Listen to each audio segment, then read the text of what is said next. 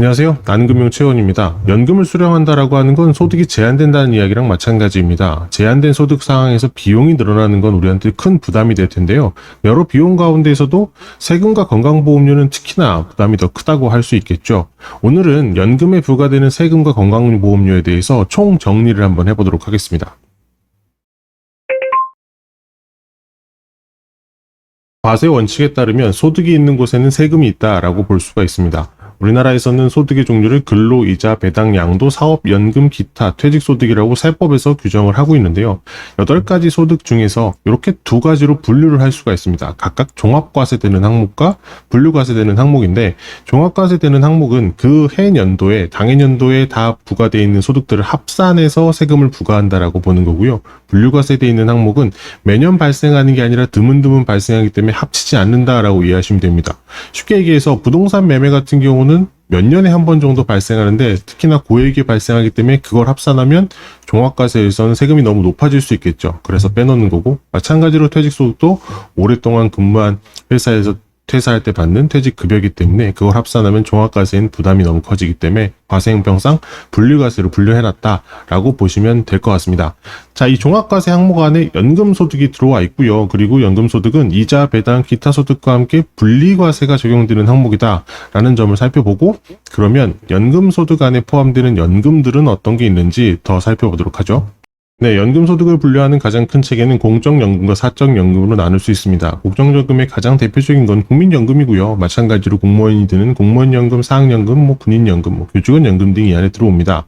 근데 국민연금의 세부적인 내용을 보면 우리가 노령연금, 기초연금, 장애연금, 유족연금 등이 다 이 안에 들어와 있는데, 우리가 보통 국민연금 열심히 납입해서 일정 연령 되시면 연금을 수령한다라고 하는 건 보통 노령연금을 이야기합니다.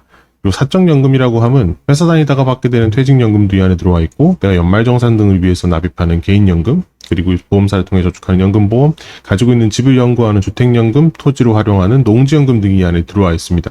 그럼 이 안에서 세금이 있는 연금과 없는 연금을 구분해 보면, 먼저 공적연금에선 군인, 공무원, 사학연금, 군인연금, 그러니까 모든 공적연금은 기본적으로 과세 대상의 연금입니다.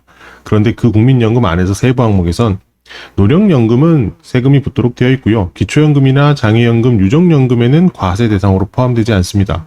기본적으로 기초연금이라고 하면 사회복지제도 상에서 있어서 소득이 적으신 분들, 국민연금이 적은 사람들에게 조금 더 지원해 주는 거기 때문에 별도의 과세를 하지 않는다 등으로 이해하시면 될 것 같고요. 사적연금에 있어서는 세금이 부과되는 항목을 살펴보면 퇴직연금과 개인연금은 기본적으로 세금이 부과되는 항목이고, 연금보험의 경우에는 조건을 충족하면 과세를 받지 않는 연금으로 분류가 됩니다. 주택연금과 농지연금은 기본적으로 내가 가지고 있는 자산을 담보화해서 대출받는 구조이기 때문에 세금이 부과되지는 않습니다. 그럼 요 각각의 세금이 부과되는 연금들에 있어서 어떤 세금이 항목으로 붙는지를 살펴보도록 하겠습니다. 연금에 부과되는 세금의 세목에 대해서 좀 살펴보면, 첫 번째로 공적연금에는 연금소득세가 부과됩니다. 그리고 사적연금 중에 퇴직연금에는 퇴직소득세가 부과되고, 이 항목은 이제 분류과세가 적용된다라고 볼 수 있습니다. 앞서 봤듯이 8가지 소득 중에서 종합과세되는 항목 안에 연금소득이 들어와 있었고요. 그리고 분류과세되는 항목 안에 퇴직소득이 있었습니다.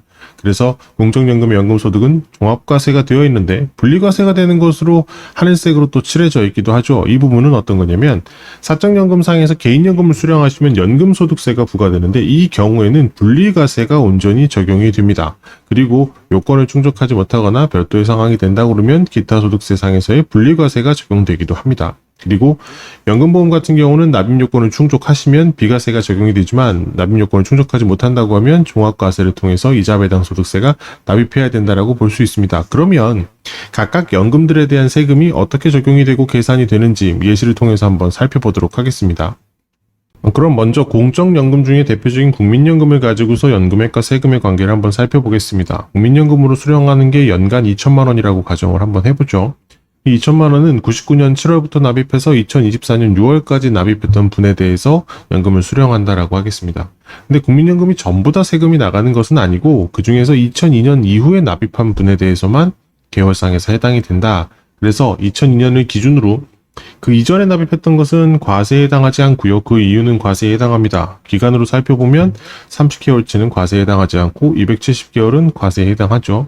그래서 2천만 원에다가 총 납입 기간인 300개월 중에 과세를 돼야 되는 270개월을 나눠서 이렇게 적용을 하면 총 1,800만 원에 대한 부분에 대해서는 세금이 부과된다. 그래서 2천만 원의 총 연금액이 다 세금이 붙는 것이 아니라 과세돼야 되는 연금액은 1,800만 원이다라고 이해하시면 되고요. 그럼 여기에 바로 세율을 곱해서 세금이 적용이 되느냐? 그렇지 않습니다. 연금소득이시기 때문에 연금소득의 공제라는 게 적용이 되고 소득공제의 적용 금액은 최대 900만 원까지가 되는데 각각 연금액이 어느 정도에 따라서 공제액은 이렇게 계산이 됩니다. 현재 보면 1,800만 원이기 때문에 1,400만 원을 초과했죠. 그래서 630만 원에다가 1,400만 원을 초과한 400만 원분의 10% 40만 원 합쳐서 670만 원이 소득공제가 적용이 됩니다. 그러면 그 이후에는 또 어떻게 되느냐? 여기에서 이제 넘어올 때에는 다른 소득들, 이제 뭐 근로소득이 있으시거나 사업소득이 있거나 이런 소득들을 쭉 합산해서 이제 종합소득 금액인 상태에서 다시 이제 소득공제가 적용이 됩니다. 여러분이 근로생활 하실 때 연말정산 받아보시면은 소득공제 적용되는 것들 혹은 종합소득세 신고할 때 소득공제 되는 항목들이 있었죠. 똑같이 적용이 되는데 여기는 예시를 들기 위해서 모두 다 적용이 받게 되시는 인적공제, 그러니까 내가 혼자 받고 나만 딱 있다라고 하면 본인 인적공제인 150만 원을 가정해 보겠습니다. 그 외에 다른 소득공제 항목들을 적용받으실 수 있다고 하면 적용이 될 수 있습니다. 뭐 예를 들어 배우자가 있거나 부양가족 혹은 신용카드 등 사용액에 대한 공제도 여기 포함이 될 수 있겠죠. 자, 그렇게 되면 이제 과세 표준이 일단 980만 원이 나왔습니다. 그 이후에 그럼 세율은 적용이 어떻게 되느냐? 소득세율을 그대로 적용하게 됩니다. 소득세율은 지금 기준으로 1,400만 원 이하의 6.6%이기 때문에 980만 원이라는 과세 표준에서는 6.6% 곱하면 되겠죠. 물론 이건 지방세가 포함되어 있습니다. 그냥 기본 세율은 우리가 6%라고 보통 이야기를 합니다. 그래서 세율을 곱하게 되면 980만 원에 6.6% 곱한 64만 7천 원 정도가 실제로 산출된 세액입니다. 그럼 이 세액을 그대로 내느냐? 그렇진 않고요.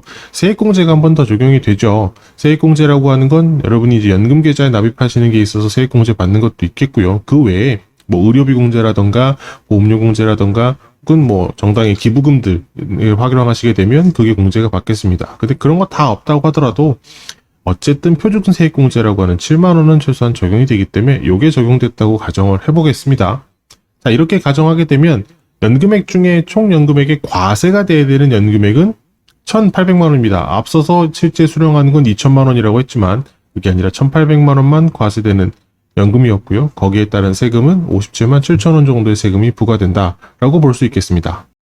사적연금 중에 퇴직연금의 세금은 두 가지로 볼 수 있습니다. 회사에서 받을 때 내가 어떻게 일반 통장으로 받느냐, 일시금으로 일반 통장 넘겨받느냐, 연금으로 일반 통장에 넘겨받느냐입니다. 회사에서 다이렉트로 내 일반 통장에 일시금 받을 수는 없죠. 사실 이 과정상에서도 지금 법이 바뀌어서 이 안에 IRP 계좌가 무조건 들어와야 됩니다. 일단 회사에서 IRP 계좌로 퇴직급여를 넘겨받으신 이후에 그 계좌를 해지하시게 되면 일시금을 받을 수 있습니다. 자, 그렇게 되면 퇴직소득세의 100%를 내시게 되는데 퇴직소득세라고 함은 여러분이 회사에서 그만두실 때 회사에서 근속한 기간과 금액에 따라서 세금이 적용이 되게 됩니다. 그래서 퇴사하시는 시점 자체에 이미 세율은 계산해서 세금은 다 정리가 되어 있는 상태고요. 정해진 그 세금을 일시금으로 받게 되시면 그냥 100% 다 내면 되는 겁니다. 자, 그런데 연금으로 받게 되면 어떻게 되느냐? 연금으로 봐야 되면 내야 되는 퇴직소득세의 70%만 납입하셔도 되는 효과가 됩니다. 자, 그리고 연금을 수령하시는 연차가 11년차가 넘어가시게 되면 그때부터는 60% 수령하시는 걸로 세금을 내면 됩니다. 요에 대한 내용은 다른 영상에서도 많이 다뤘으니까 한번 참고해 주시면 좋을 것 같고요. 그 다음 사적연금 중에 개인연금에 대한 세금도 좀 한번 살펴보죠. 개인연금의 세금은 어떻게 연금을 수령하느냐에 따라서 개인연금 계좌에서 어떻게 돈을 꺼내냐가 중요합니다. 그래서 연금 수령이라고 한다고 하면 연금 수령에는 조건이 따라오죠. 55세 이상이셔야 되고 연금 계좌를 개설한 지 5년 이상에 대한 조건들이 있습니다. 자, 그리고 연간 연금 수령액을 1,200만 원 이하, 그러니까 연금 수령 한도가 있습니다. 그리고 내년부터는 뭐 1,500만 원 이하로 조정될 거라고 예정되어 있는 요 한도 내에서 수령을 한다. 그렇게 되면 연금 수령 요건이 충족이 되고 연금소득세가 적용이 되고 이건 분리과세 항목입니다.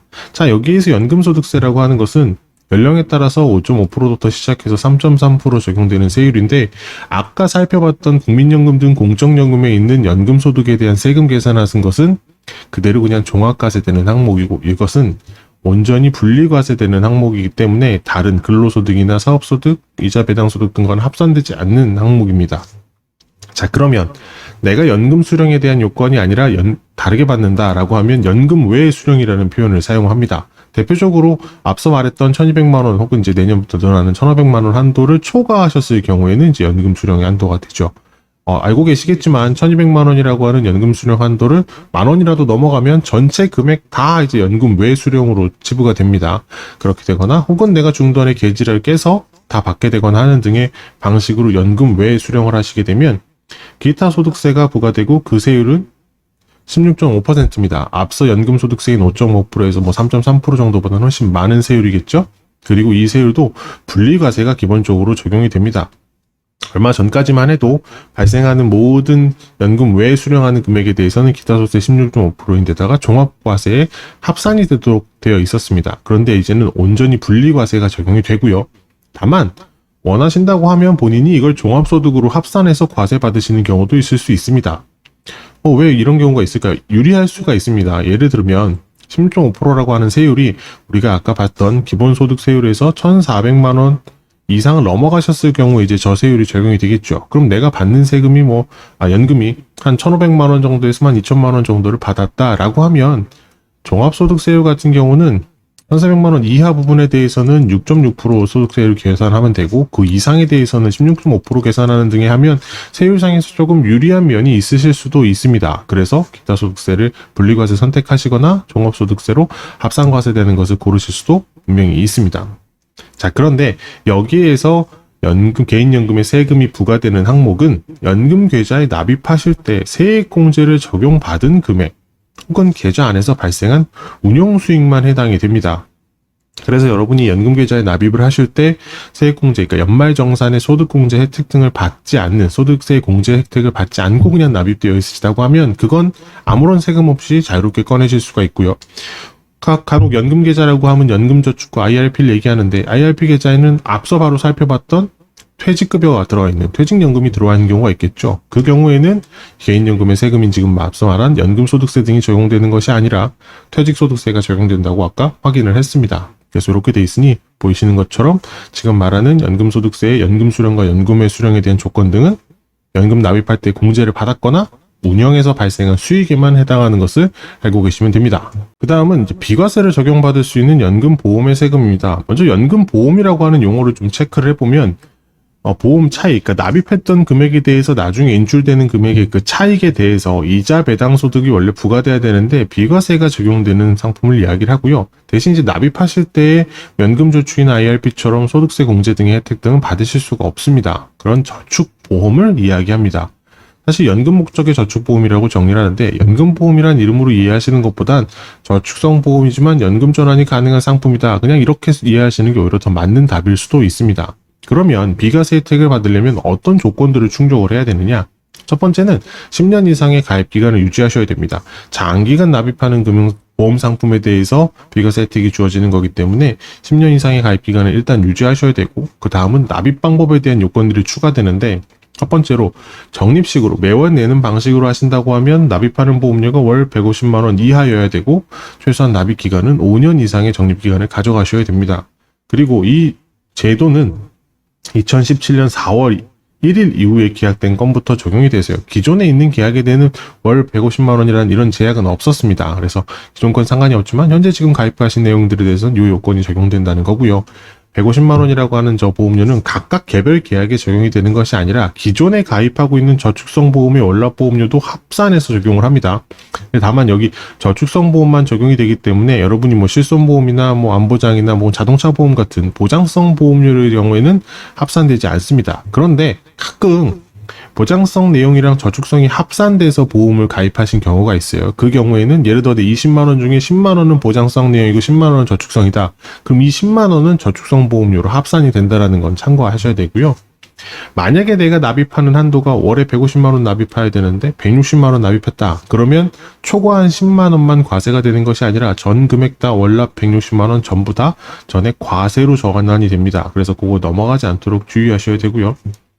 내가 기본 보험료로 책정해 놓은 게 월 150만 원이어야 되는 게 아니라 그거 외에 추가 납입하시는 금액도 한도가 적용이 됩니다. 그래서 내가 기본 보험료 100만 원 해놓고 추가 납입 100만 원을 해서 200만 원 넣었다. 그러면 다 과세가 되는 겁니다.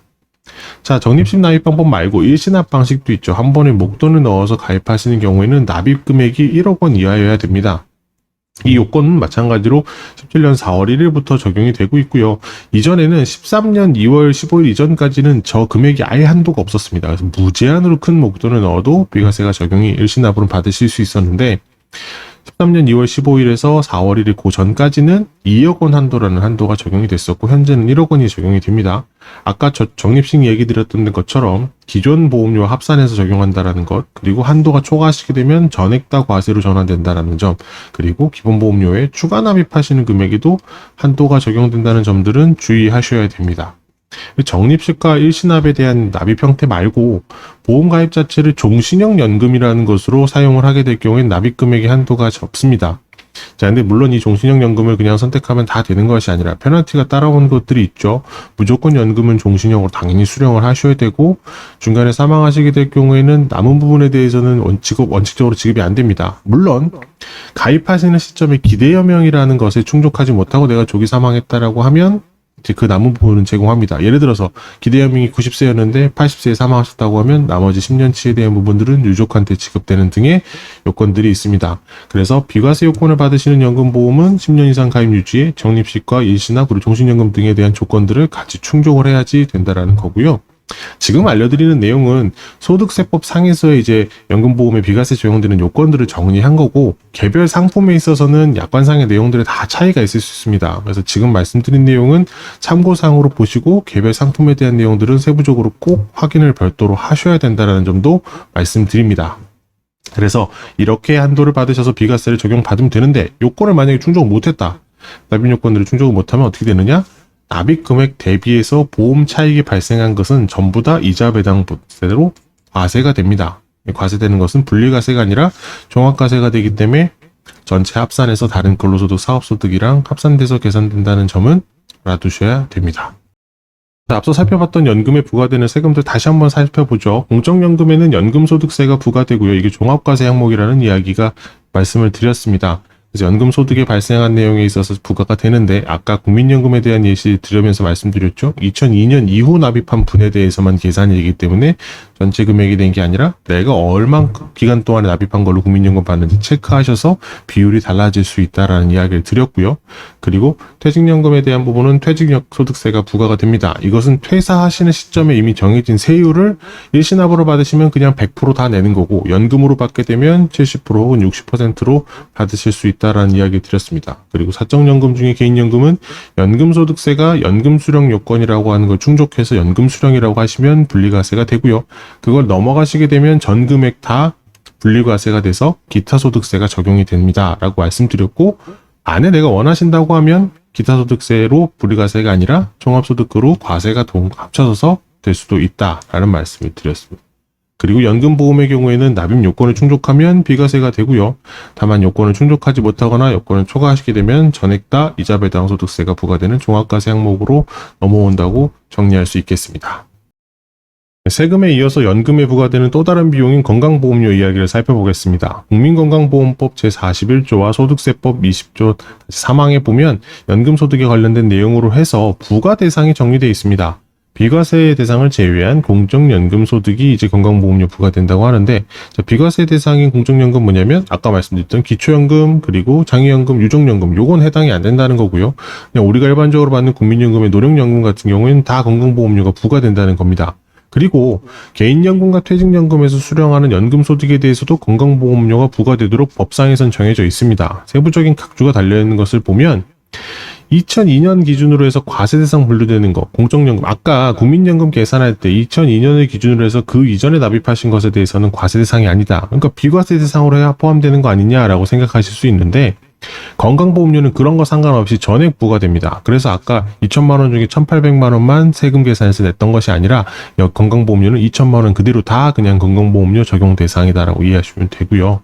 개인연금, 퇴직연금 중에서도 납입하실 때 소득세 공제, 그러니까 세액공제를 받으시지 않는다고 하면 그 자체는 이제 인출할 때 비과세가 됩니다. 그래서 그거는 제외된다라고 정리가 되어 있습니다. 자, 그런데 법상에서는 이렇게 개인연금과 퇴직연금의 연금소득을 부과하도록 건강보험료를 부과하도록 되어 있습니다만 절차상에서는 면제가 되고 있습니다. 현재 부과하지 않고 있고요. 최근에 감사원에서 건강보험공단한테 개인연금과 퇴직연금에 수령하는 연금소득에 건강보험료 부과를 검토하라라고 지시했지만 건강보험공단은 앞으로도 부과할 의도 없다, 생각 없다라고 지금 거절해 놓은 상태이고, 아무래도 개인들의 연금에 대한 그 저축을 활성화하기 위한 목적상에서도 향후에 부과될 가능성은 그렇게 높지 않다라고 현재는 보고 있습니다. 다만 이제 대한민국의 인구 구조가 나빠지는 상태에서 건강보험료 재정이 좀 고갈이 된다고 하면 부과될 가능성이 아예 없다고 할 수는 없겠죠. 자, 그리고 여기에서 부르면 모든 소득에 다 건강보험료가 부과되느냐? 그렇진 않습니다. 합산해서 소득이 총 2천만 원 이상이 넘어갈 경우에만 피부양자 자격을 상실하면서 지역가입자로 전환이 됩니다. 그러니까 연간 소득이 2천만 원 이하라고 하신다고 하면 자녀가 근로소득을 하거나 배우자가 근로소득한다면 거기에 이제 피부양자로 들어가 있을 수 있다라는 건데, 내가 연금으로 수령하는 금액, 그리고 또 이자 배당 소득, 다른 사업 소득 이런 걸 다 합쳐가지고 연간 2천만 원이 넘어간다라고 하면 건강보험의 피부양자 자격을 상실하면서 직접 그냥 지역가입자로 내셔야 됩니다. 아무래도 직접 가입자로 내시게 되면 정부에서 지원받거나 직장가입자량은 확실히 더 체감하시는 거에서 더 늘어나고, 또 자산이나 이런 내용들까지 포함되시기 때문에 아무래도 부담이 좀 커질 수가 있겠죠. 자, 그러면 건강보험료가 부담되는 연금소득에 대한 걸 항목별로 다시 좀 정리를 해보면, 전체 공적연금과 사적연금 중에서 국민연금, 공무원연금, 사학연금, 군인연금 같은 공적연금 다 해당된다라는 거고요. 그 중에서 이제 아까 말씀드린 것처럼 기초연금, 장애연금, 유족연금처럼 비과세 대상인 연금은 빠진다라고 이해하시면 됩니다. 퇴직연금과 개인연금은 법상에서는 내도록 되어 있습니다만 현재에서는 전혀 부과하지 않고 당분간은 부과할 계획이 없다라는 것으로 정리할 수 있겠습니다. 연금소득에 부과되는 세금과 그리고 건강보험료에 대해서 살펴봤습니다. 오늘 내용을 좀 정리를 해보면, 공적연금은 연금소득으로 종합과세에 합산됩니다. 그래서 여러분이 받으시는 국민연금, 공무원연금 등등은 다 종합과세에 합산이 됩니다만, 아까 국민연금 계산하는 거에서도 예시를 드렸다시피 2002년을 기준으로 그 이후 납입한 분에 대해서만 해당이 되고, 그 전에 납입하신 게 있다고 하면 비율로 정리를 해서 세금이 계산이 된다라는 말씀을 드렸고, 추가로 기초연금이나 유족연금, 장애연금이 있으신 경우에는 이거는 비과세이기 때문에 세금 합산하는 데에는 포함이 되지 않습니다 라고 말씀을 드렸습니다. 그리고 사적연금의 경우에는 퇴직연금은 퇴직소득세, 그리고 개인연금은 연금소득세라고 하는 항목이 분리과세로 적용이 됩니다. 퇴직연금은 아까 말씀드린 것처럼 퇴직소득세가 퇴사하시는 시점에 이미 결정이 되는데, 수령하시는 걸 일시금으로 하면 그냥 100% 다 내면 되고요. 그리고 연금으로 받으시면 70% 혹은 60%를 내시면 되는 조건.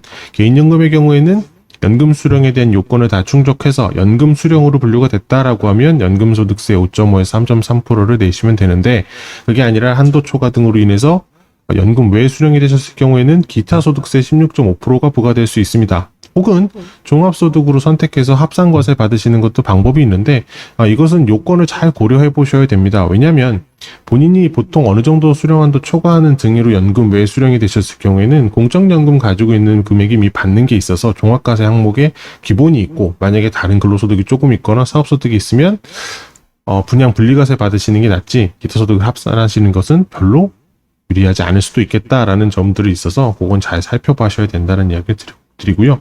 세 번째로는 사적연금 중에 비과세 적용받을 수 있는 연금보험은 조건을 충족하시면 비과세가 되지만 요건 충족을 못하게 되면은 이자 배당 소득으로 종합과세가 된다라고 했습니다. 그리고 이제 종합과세가 되실 경우에는 뭐가 문제가 될 수 있냐면, 이자 배당 소득은 종합소득으로 합산이 되기 때문에 건강보험료 책정하는데도 분명히 적용이 됩니다. 물론 조건을 충족해서 비과세라고 하신다고 하면 당연히 건강보험료도 고민하실 이유도 없겠죠. 마지막으로 연금의 건강보험료는 현재 공적연금에만 적용되는 것으로 되어 있습니다. 물론 법상에는 사적연금 중에 퇴직연금과 개인연금에 해당하는 것들은 내도록 되어 있습니다만 현재도 적용되지 않고 당분간은 건강보험료가 책정될 가능성은 굉장히 낮다라고 보여지고, 만약에 개정이 된다라고 해도 이것을 이제 과거 납입금까지 소급 적용하는 경우는 대단히 드물 거다라고 예상이 되기 때문에 크게 염려하시지는 않으셔도 괜찮지 않을까 싶습니다. 자, 오늘 나눠드린 정보가 여러분의 금융생활에 도움이 되셨기를 바라면서요. 궁금하신 점이 있으시다면 댓글을 남겨주시거나 화면에 게시되어 있는 교육상담 문의처를 통해서 연락을 주시면 성실히 답변을 드릴 수 있도록 하겠습니다. 오늘도 감사합니다.